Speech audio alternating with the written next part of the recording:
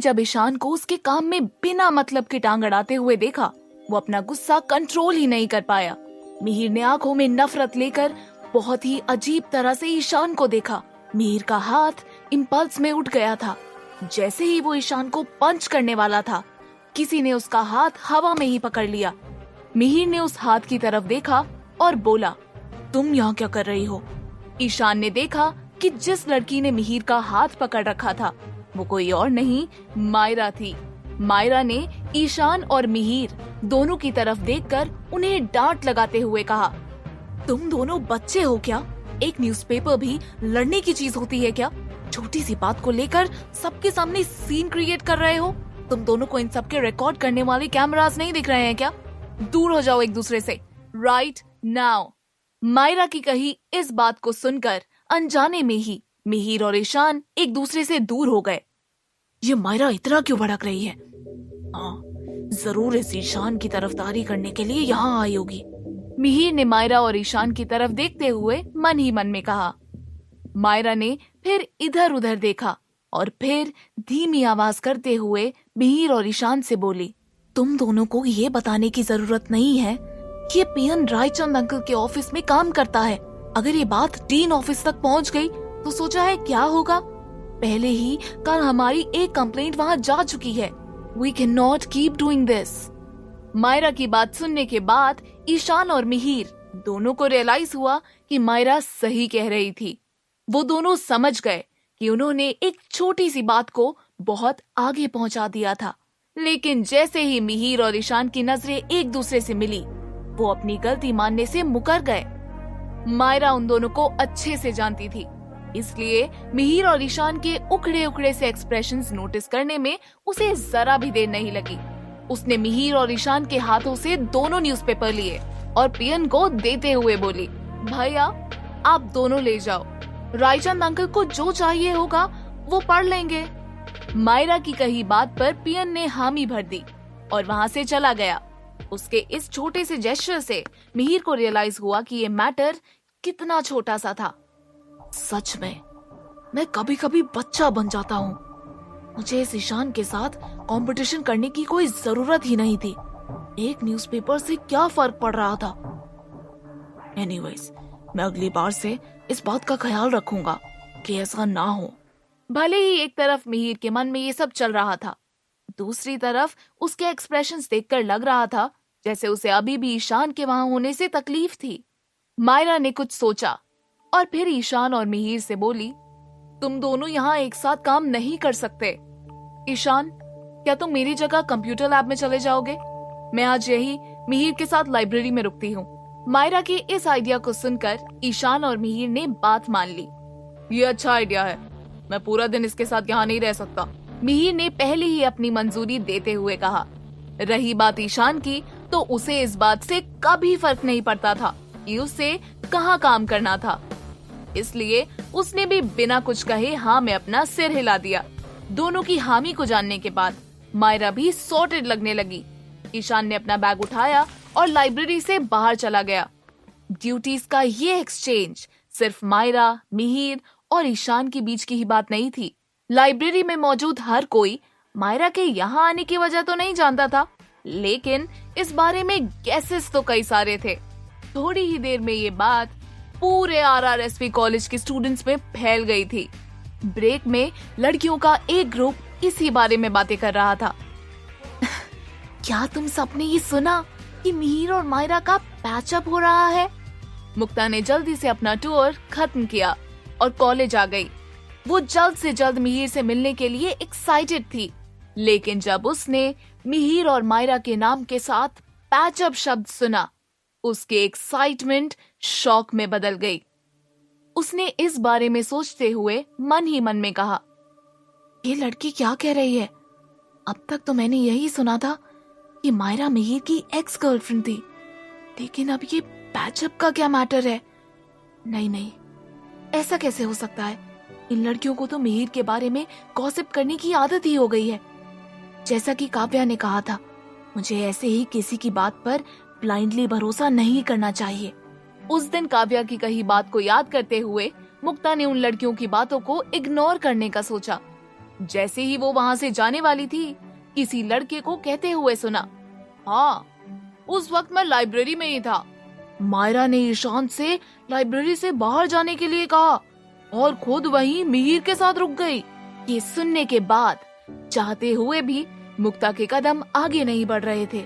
जब उसे शर्मा अंकल का अचानक से कॉल आया, वो अपनी जगह सिर्फ ईशान को ही लाइब्रेरी में भेजने के बारे में सोच सकती थी, इसलिए उसने बेमन से ही ईशान की मदद मांग ली थी। लेकिन मायरा के उसे वहाँ से बाहर भेजने का सुनकर अनजाने में ही मुक्ता के मन में एक तरह की इनसिक्योरिटी पैदा हो गई। दूसरी लड़की ने कहा, तो इस बात का पैचअप से क्या लेना देना है? हम सब जानते हैं कि मिहिर की गर्लफ्रेंड मुक्ता के सामने मायरा पानी कम चाय से ज्यादा कुछ भी नहीं है। जिस तरह से किसी डूबती हुई कागज की नैया को हवा के चलते बैलेंस करना आसान हो जाता है, वैसे ही ये बात सुनकर मुक्ता के दिल में चल रही बेचैनी थोड़ी कम हो गई। उसने सोचा कि अगर मायरा की जगह काव्या भी होती तो वो किसी न किसी वजह से लाइब्रेरी में रुक सकती थी। मगर आज मुक्ता को कोई भी ज्यादा देर तक उम्मीद नहीं दे सकता था। उस लड़की की बात का जवाब देते हुए दूसरी लड़की ने कहा, तुम कॉलेज में अभी अभी आई हो, इसलिए तुम्हें मिहिर और मायरा के बारे में कुछ भी नहीं पता। मायरा के न्यूयॉर्क जाने से पहले वो मिहिर के बहुत ज्यादा क्लोज थी। यहाँ तक कि मैंने ये भी सुना है कि मिहिर और मायरा की फैमिलीज उनकी एंगेजमेंट भी कराना चाहते थे। और अगर मायरा सबके सामने मिहिर के इतने करीब जा रही है तो ये तो बहुत ही ऑब्वियस सी बात है कि उनका पैचअप हो गया है। अब मुक्ता वहाँ एक सेकंड के लिए भी नहीं रुकना चाहती थी।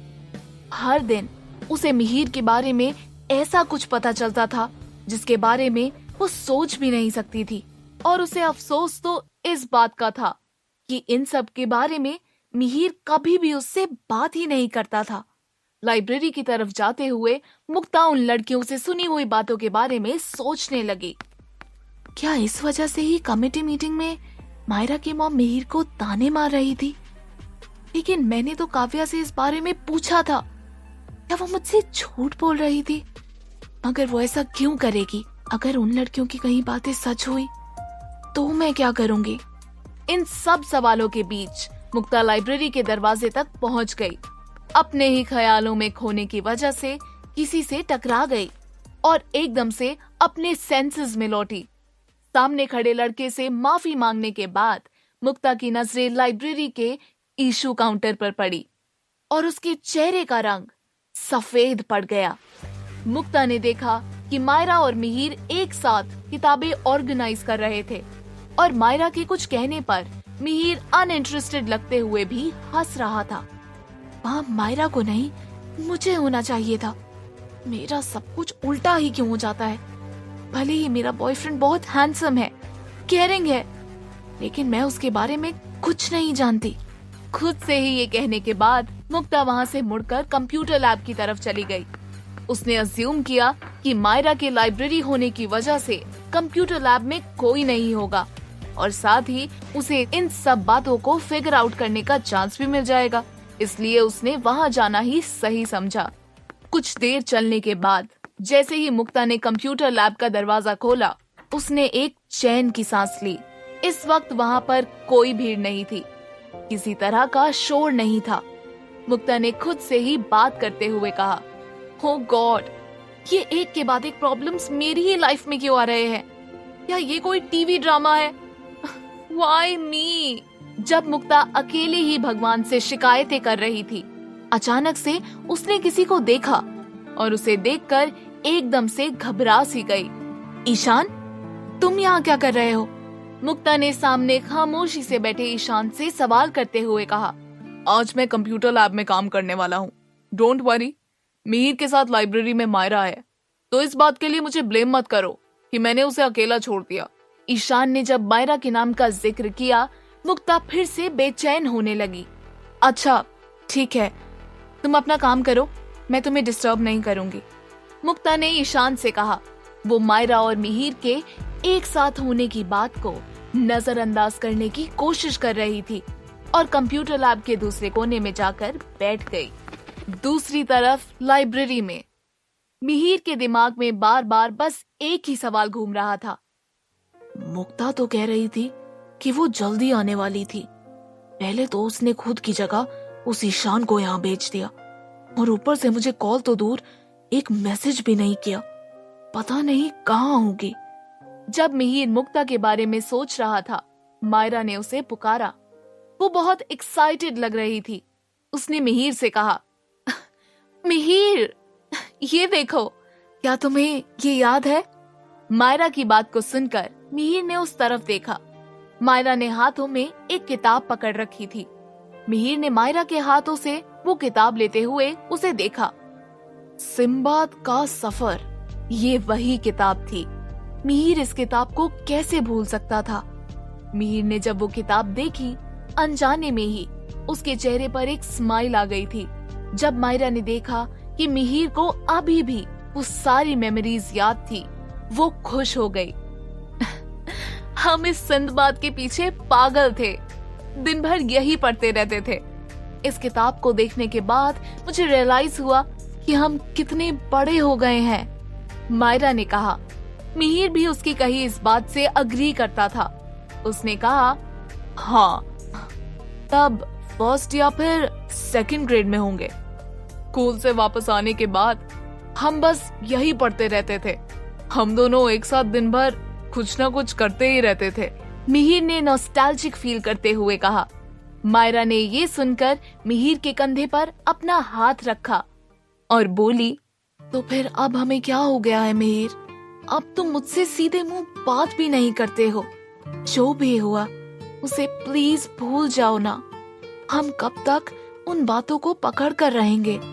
मायरा ने अपनी ये बात बहुत ही कंसिडरेट अंदाज में कही थी, लेकिन इसका असर मिहिर के मूड पर थोड़ा अलग ही हुआ। जो हल्की सी स्माइल उसके चेहरे पर अब थी, वो मायरा के इन वर्ड्स को सुनकर गायब हो गई और उस स्माइल की जगह गुस्से ने ले ली। मिहिर ने मायरा का हाथ अपने आप से दूर किया और एक तरह की बेरुखी से उसकी तरफ देखने लगा और मायरा को वार्न करते हुए बोला, बार बार एक ही बात करके मेरा और अपना टाइम वेस्ट मत करो। अब मुझे इस बात से कोई फर्क नहीं पड़ता कि तुम मेरे बचपन की दोस्त हो, मुझसे बहुत करीब थी या नहीं। That all is bullshit now। इसलिए अपने काम से मतलब रखो और जितना हो सके मुझसे दूर ही रहने की कोशिश करो। मिहिर ने एक ही सांस में मायरा से अपनी दिल में आई हर बात कह दी थी। ये सब सुनने के बाद मायरा का चेहरा काला पड़ गया था। मिहिर ने अपना फोन पकड़ा और लाइब्रेरी से बाहर चला गया।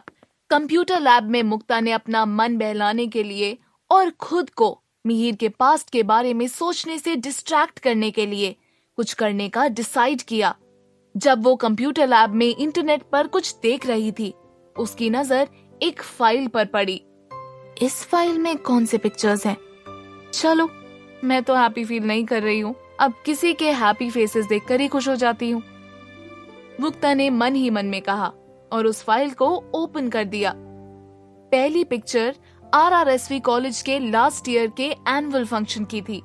उसमें डीन रायचंद कोई स्पीच देते हुए नजर आ रहे थे। मुक्ता ने अगला पिक्चर स्लाइड करने के बाद मुक्ता के चेहरे पर एक प्यारी सी मुस्कान छा गई। ये काव्य और प्रखर भी ना, वैसे तो एक दूसरे को चिढ़ाते रहते हैं, लेकिन एक मिनट के लिए भी एक दूसरे से दूर नहीं हो सकते, मुक्ता ने खुद से ही कहा। उस पिक्चर में प्रखर काव्या की चोटी खींच रहा था। उसके आगे एक दो फोटोज में बाकी स्टूडेंट्स थे। उन पिक्चर्स में सिर्फ कॉलेज का एनुअल डे नहीं, एक तरह की एक्साइटमेंट और खुशी महसूस हो रही थी। ये सब देखकर मुक्ता का मूड लाइट हो गया। उसने दिल ही दिल में कहा, मिहिर की कोई भी पिक्चर क्यों नहीं दिख रही? कॉलेज इवेंट में मैं उसके मोमेंट्स भी देखना चाहती हूँ। बस मुक्ता के कहने की देर थी और अगला पिक्चर जो उसने देखा उसमें मिहिर था, लेकिन मुक्ता के दिल में नरमी सी छा गई। उस फोटो में मिहिर के साथ मायरा भी थी। वो दोनों हंसते हुए एक दूसरे के गाल खींच रहे थे। मुक्ता ने मिहिर की आंखों में इतनी खुशी कभी नहीं देखी थी, इसलिए वो बहुत अजीब फील करने लगी। क्या सच में इन दोनों के बीच में कुछ था? और अगर सच में मायरा मिहिर की एक्स गर्लफ्रेंड है, तो अगर उन दोनों का पैचअप हो गया तो मैं क्या करूंगी? मुक्ता ने मन ही मन में कहा। ये कहते हुए उसकी आंखों में आंसू आ गए। क्या था मिहिर और मायरा का रिश्ता? क्या मुक्ता इस सब के बारे में मिहिर से पूछ पाएगी? अगर सच में उन दोनों के बीच में सब कुछ ठीक हो जाएगा तो मुक्ता क्या करेगी? जानने के लिए सुनते रहिए परम सुंदरी, सिर्फ पॉकेट एफएम पर।